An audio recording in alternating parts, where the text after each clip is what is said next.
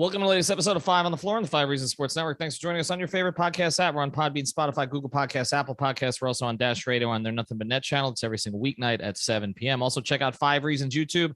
As we speak, Post Up 5R is going on. That's after every game, before Floor, an hour before every game. Make sure you hit the subscribe button because we've got a ton of streams on a ton of Miami sports going on all day long. Also, check out 5reasonsports.com. No paywall, unlike the newspapers. You get Brady Hawk's latest takeaways and all the latest stuff on the Dolphins and the NFL draft. It's all there at 5reasonsports.com. And check out the great sponsors of the 5 Reasons Sports Network. So many of our sponsors are local. We appreciate them. Support our sponsors as they support us because that keeps us going. It's All Pro Construction Builders. If you're a South Florida resident, you know, no matter what month it is, hurricane season is around the corner. You got to protect your home or your business, your family. Make sure to contact All Pro Construction Builders. They specialize in impact windows and doors. They just put some of this stuff up on their Instagram page. You got to check it out. They do a great job. They do it for residential and commercial properties. All Pro Construction Builders is a state-certified, licensed, and insured general contractor. They service Miami-Dade and Monroe counties, but they reminded me today they just got some business from us from Broward. So they service Broward also. They also use just locally made products, American made, they're family owned and operated. So reach out to Danny at 305-484-4429, 305-484-4429, or check out the Instagram page. You can find about how to reach them then. It's All Pro Construction Builders. Mention 5 Reasons Sports. You'll not only get a free estimate, you'll also get 10% off. And now, tonight's episode. Down the Biscayne. Yeah. 5 on the floor, ride for my dogs. Where here's the thing, you can check the score. Hustle hard, couple scars, wearing bubble frogs. Just like Butler said, you in trouble, y'all. Kept the floor playing, got it all band. Y'all seen the block, stop with one hand. And Pat we trust, it's power, have the guts. We're here to bring the heat, y'all can hang it up. Welcome to 5 on the Floor, a daily insider show on the Miami Heat and the NBA, featuring Ethan Skolnick, Greg Sylvander, and Alex Toledo, plus others from the 5 Reasons Sports Network. All right, Ethan Skolnick back on 5 on the Floor. Here's tonight's floor plan. We've got a full house tonight. We've got the entire crew, the 4 of us. You can also follow on our new premium service. You can check that out through my Twitter page over at 5 Reasons Sports and find out about Off the Floor. We've got a bunch. We have up to 40 subscriptions over there already, and we're providing exclusive content. I've got Alex Toledo. You can follow him at Tropical Blanket. Brady Hawk. You can follow Brady Hawk 305. Greg Sylvander, who looks like death right now, but it's his flu game. You can follow him at Greg Sylvander. The Miami Heat win tonight. They rebound from a 1-point loss against the Milwaukee Bucks. They beat the Brooklyn Nets after a slow start in the return of Kevin Durant. They do it tonight without Jimmy Butler, without Kyle Lowry, without PJ Tucker. So without 3 starters, they do it because the 2 players who are going to lead them into the future, I think that's our consensus, unless there's some kind of a trade, but we don't think so. They closed this thing. They made the plays that needed to be made when it was getting away. Bam Adebayo and Tyler Herro. I'm going to start here with you, Brady, and because for this reason, because I think we've talked a lot about the different places you can go at the end of games. And tonight, Kyle Lowry was not an option. Jimmy Butler was not an option. Okay. Tyler Herro made a play, drew 2, got the ball to Bam. Bam attacked and basically finished. What did you like about the end of the game? And then we'll get to some of the stuff that we didn't like so much. Yeah, there were moments late where it felt like they were retracting the things that we just talked about yesterday, because it almost looked like a copy and pasted version. They had a 12-point lead. It came back down. It's late game offense again. What are they going to run? Bam came back in because he had that foul to play with. And I kept saying to myself, like, just go to Bam. And they did. But the thing was, they kept running those post splits where Strus is cutting, Herro's cutting. And it felt like they were kind of getting in the way, where it's like, clear out and let Bam go to work. That next play, they ended up getting to Tyler, as you mentioned. Bam ended up getting the mismatch. I feel like they were trying to get away from it because KD was guarding him at the length. They got KD off of him. They got 2 down there, and he had that tough finish over Goran. Like, that's what you want to see. Like, this isn't what you want to see because you're without Jimmy Butler and Kyle Lowry, as you just mentioned. This is what you want to see when Jimmy Butler and Kyle Lowry are on the floor. this is just a perfect matchup for Bam. Like there's a couple reasons. It's not just because it's that building and it's against the Nets. Like the way they guard the perimeter just allows him like pocket pass, just walking down the lane every other time. It just really fits him.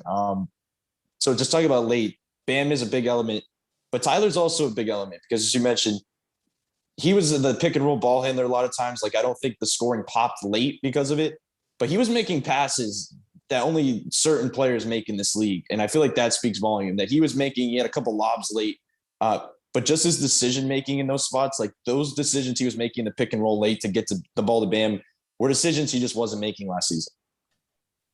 Not even last night. And that's kind of what I want to get to. I mean, eight assists and 1 turnover, but Alex, that's what sticks out to me. And that's why I think this is a game we're going to remember. That there are certain games over the past 3 years that we've remembered as kind of turning point games. I think we can look at what happened against Milwaukee as a turning point game in the sense of how things fall apart late, but to be able to have to go through it the next night and without Jimmy, and for Tyler to have to be the one making so many of those decisions, to me, the significance of this is, again, these are 2 of your standard bearers going into the future. They have to be able to click together when it counts. I just feel this was a really meaningful game, particularly with the way the 2 of them closed it. Yeah, I couldn't agree more. And I think, honestly, it was almost a continuation from what they showed last night versus the Bucks. And the difference is, like you mentioned there, was the decision-making from Tyler, right? Like, and you guys said it. I was right about to say it when Leif said it here in our chat. 8 assists, 1 turnover. Like, sometimes the numbers are the numbers. That compared to, what was it last night? 5 assists, 5 turnovers.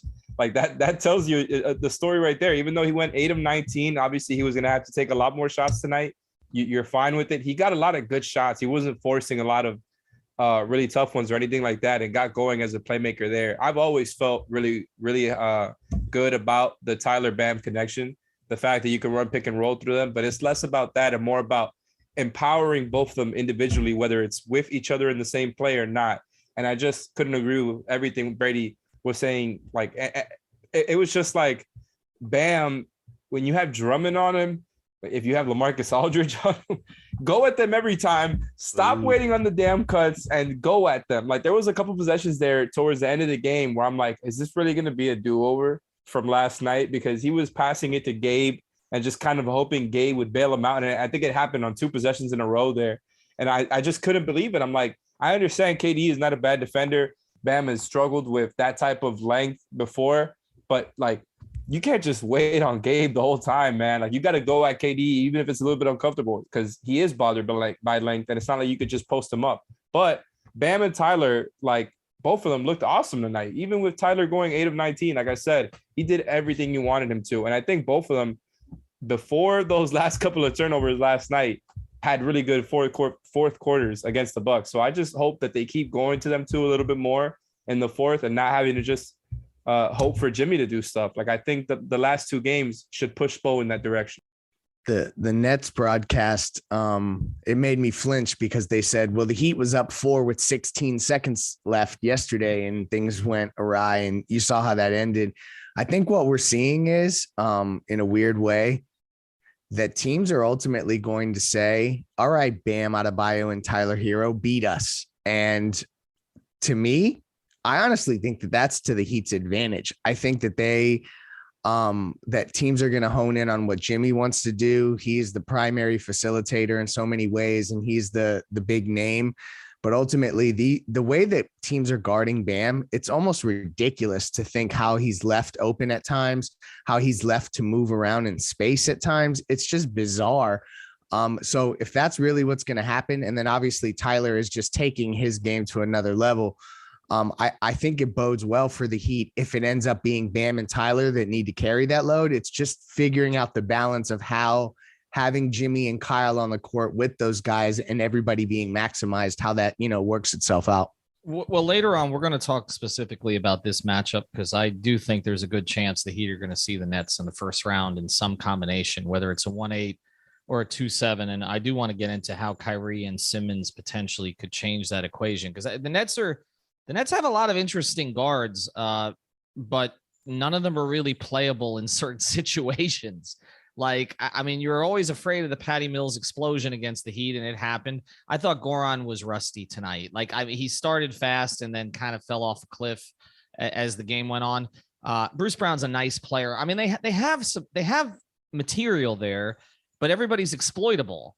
And particularly their interior players are exploitable. I don't care what the reputations are for Drummond and Aldridge.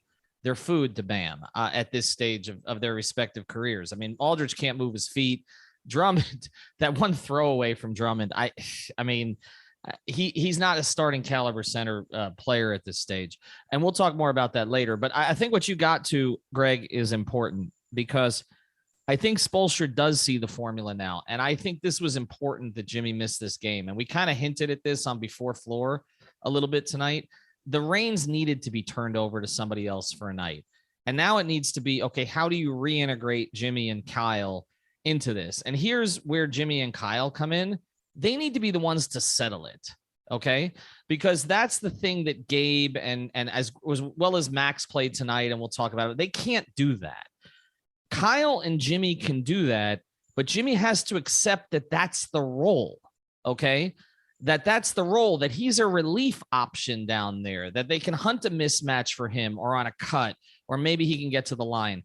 But this idea of Jimmy out, okay, is not a way to close games when you have two guys that you can see are capable of closing it and seem to have the intelligence now, the two of them, the experience to be able to do that. I think this is an instructive game. I hope, for the sake of the Heat, that Spoelstra, but also Butler, watched this tonight and took something from it, because this is the direction we've said all year this team needs to go. It doesn't mean Jimmy's not valuable. It doesn't mean in a lot of ways he's still not their most important player, but that end of the game stretch where they get away from everything that they do for the entire game because they decide to play ISO ball with Jimmy, or he does, we've seen it doesn't work. It doesn't work on a consistent basis. They need to get away from it. All right. When we come back, I want to get into a couple of the other stars tonight. I thought Erik Spoelstra was one of them, by the way.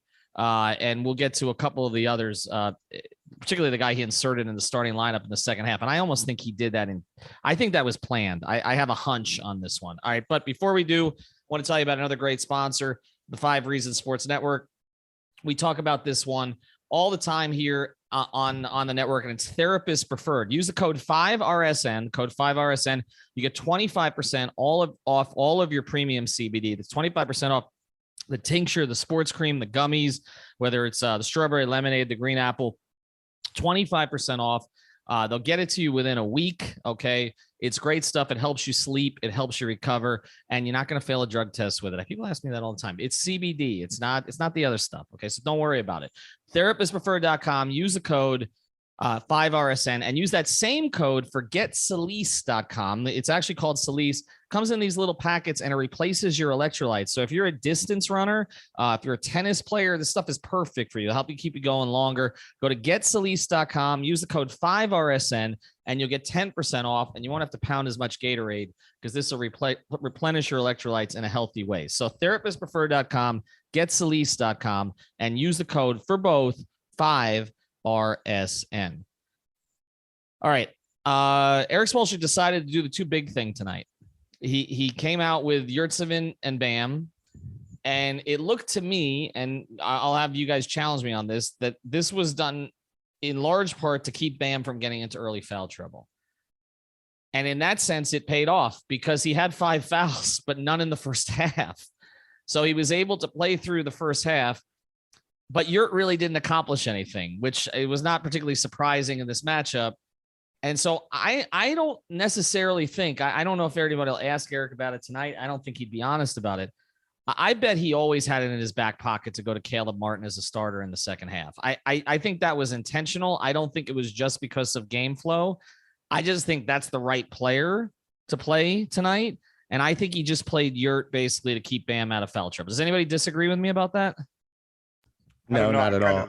I think you're onto something, but I also think that there's an element of it where he wanted to try it and see if they got off to a good start with it, and then he could essentially stick with it.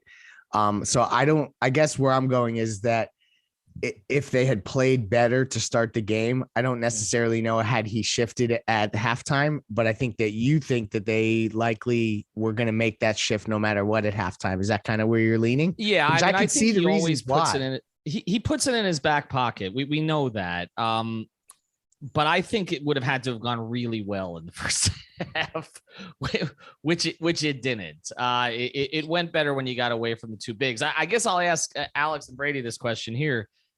I mean, we've talked about the two big situation, and if PJ Tucker's starting, you don't even have to worry about it. Where do you guys stand on it? I mean, look, if you're gonna do it, and I've said this over and over, and I'm not trying to be hard on you. If you're gonna do it, go with Dedmon. Like, I just think, and when me and Brady were talking about this right before the show began, like, I just think Yurt was put in a bad spot tonight, and I'm not trying to, talk down on Spo or anything like that. I just completely disagreed with the decision to start him, and it had less to do with the two big stuff and more to do with Yurt specifically versus Kevin Durant. And they had two other shooters out there with Goran and Seth Curry being an elite shooter. Like, I just think he was in a position where he was going to get abused from the start after not having played much the past couple of weeks, like guys who could easily find open looks for him. Brady was talking about it pre-show, how he was just kind of getting overplaying on the handoff, getting dusted up by there. I noticed how instead of trying to look for cutters, he would always try to look for the handoff receiver, and we kind of had tunnel vision just with that guy. And that's the point of the handoff is not only to get it to the guy, it's to get it to whoever's open. Like, if the receiver isn't there at 3-point line getting an opening, find the cutters, at least look for the cutters. And it was little things like that I'm sure had to do with him not playing and getting consistent minutes in a while. But I just think Yurt was not put in a good position from the start. I would have liked to see him just coming off the bench and maybe playing when Durant wasn't on the floor. He only ended up with 6 minutes tonight for a reason. Like, I think he's a decent player, but he's not ready to be a starter yet, not even plug and play. Like, I think, and I said this on our off the floor window content, I think Haywood Highsmith was giving you better minutes tonight. He finished with 14. So I think Spo agrees with me too. Brady, are we going to get away from it completely? I will say that I thought Yurtseven, I said before the game that I thought he should start. And the reason was because you can't run Dedmon and Yurtseven together. Like, I would understand more in Alex's direction if they want to go the Dedmon route with Bam. I could see that more often, but it was just that they had such limited bench guys that they kind of had to start Yurt in many ways. But when you're starting Yurt and Bam and you have no creation, like, you're starting two shooters with two bigs. Like, that's where I kind of lean away from your point, Ethan. Like, maybe you could push back a little bit, that I think it looked so bad that I don't know if it was planned. Like, that was like a moment where you saw what happened, where every offensive possession was handoff against a team that guards the handoff really Brady, well. Would you have felt better if he had started Tyler ahead of Strus then? If you're gonna go with the two big, I mean, that lineup's completely unconventional, but if at least you would have had some creation, right? Even Caleb, honestly, like, I feel like Caleb can at least give you something more off the attack than Strus or Duncan can. Like, if you're going to do it, that just felt like a hole there. But it was also in the second half, like, they could not fall behind again. They couldn't take that chance again, even if it was rolling, to your point, because Caleb was just giving such great minutes that they had to. But I just don't think we see it much more often unless there's a game. Like, we have to put in perspective, they're without 3 starters tonight. Like, they had to just do whatever on the fly. I don't think it's looked at in the future. I know people were looking, Bam and Yurtseven started together. Bam played really well. I don't think Bam did anything when Yurtseven was on the floor. Like, it just crowds things for him, that when you saw those 4 out type of lineups, that's when Bam can excel. Bam and shooters. We talked about it before the game. That was the direction they needed to go. All right. I want to get to the unsung heroes tonight. Before we do, one more sponsor, CPT of South Florida. They've been providing small and medium businesses with the technology they need for decades. They specialize in cloud hosted phone systems and managed IT. If you own a small or medium business, you're looking to save money on your monthly phone and internet costs, give TJ a call right now. He's been helping South Florida businesses save thousands per month. He can do the same for you with a cloud phone system. You can work from anywhere on any device. It's cpt-florida.com, cpt cpt-florida.com, 954-966-2766, 954-966-2766. Again, the website is cpt-florida.com. They still got this promotion going, 25% off cloud phone service, including free phones and the first 2 months of service free. Just mention 5 reasons. Again, check it out, cpt-florida.com. We've talked about Caleb Martin a little. He cannot come out of the playoff rotation. I'm sorry. No way. All right. He raises the level of everybody he plays with, but also he has had his biggest games against what are considered quality Eastern Conference teams, Milwaukee, Brooklyn. Look at it. He has played well against those teams. He plays hurt. He comes back when he's out, and it just looks like his teammates get a jolt from him. I know the whole Red Bull thing and all that, which Erik Reed's not allowed to say on the air because promotion and all the rest of that. But look, it's true. I mean, they like play. Even, one thing I'd always do is I check the Instagram pages of the players after the games. Whenever Caleb makes a play, they all feature it. It's just like this guy gives them life or wings or whatever you want to say. And I just don't think he can come out of playoff rotation. But also, I want to get to 2 other players. Max, you could see it happening late in the Chicago game where he got some reps and he seemed to get some rhythm, because Brady and I were talking at that game that like it had been about a month since he looked comfortable, and now he looks comfortable again. I thought defensively he's played much better over the past couple of games. But also I want to mention Duncan, because I know he didn't shoot the ball well tonight, but 7 assists for Duncan Robinson, and a lot of those were he reacted correctly to the overplay consistently tonight. They don't win this game without at least 2 of those 3 guys playing well, and all 3 of them did. Yeah, I think the first thing to say is you mentioned Caleb being a lock for the rotation. I believe that to be true, but specifically against this Brooklyn team, like he is playing against this team. And there's a couple of reasons. The main one is that Cam Thomas can go off on you. Like he has that type of potential to score the basketball. Patty Mills, as we saw, can hit you. Those 2 being the backup, bench guys, backcourt guys, Caleb Martin be able to put on those 2 guys is pretty ideal to enter with Tyler Herro. Like that feels ideal from that sense. Max Strus tonight, I think, was big, but tying the 2 together. There was a play specifically when Duncan drove late. He drew like 2 or 3 people in. He threw a cross-court skip pass to Max in the corner. He hit that 3. Like that stuff is pretty insane to me. Like to talk about Duncan Robinson on a night where he has 0 points. Like who would have thought we'd be saying that Duncan Robinson was impactful on a night he had 0 points? But there was even plays where he was making passes. The guys weren't making the shots. And you're like, man, that was a nice pass. Like he could have had double-digit assists. That's how much he was kind of passing this thing around. But just specifically, I think the player of the game is Caleb. Like, I feel like just kind of bouncing around here. Saying before this game he was questionable with Achilles soreness. He ends up playing the most minutes on the team at 37, 8 of 11 from the field. You mentioned like he steps up in big games, but he also steps up in big moments. Like you remember when we think about the best plays of the season, most people think about that dunk in Milwaukee. I think a play from tonight that sticks out is that late in the shot clock, he just pulled up on an isolation 3 out of nowhere. Like he steps up in these moments that it's just hard to look him off when talking about a playoff rotation. It's going to be hard to look him off when Victor Oladipo comes back on Monday. And, now that's been reported everywhere. Our Greg Sylvander had it first. Let's just be clear on that. Woj and Shams have come in after the fact, but Monday against Houston, I can't see him coming out of the rotation, guys. Like he's not a situational player anymore. He's their backup 4. He's not coming out. It's going to be fascinating to see how Spoelstra does this. Like this is the deepest. Like he has the most ammunition and can go in so many different directions. You mentioned Duncan Robinson. I do want to say I took him over 2.5 threes made on Prize Picks. Use the code 5 to double your initial deposit. He did not cash in that for me. So that was unfortunate. Cashed in for me the day before, though. I will say that. Yeah, it seems like it's an every other day thing with him. But I think it's going to be super interesting to see how they deploy Depot, because not only is Caleb playing so good, but like Gabe, even in games where he's not scoring well.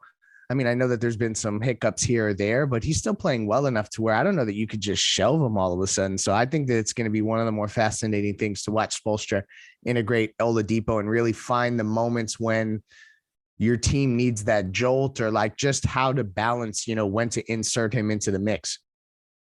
Yeah. And Alex, Duncan, you've talked about his value a lot, but this was something we talked about at the beginning of the year, how he would react to the overplay.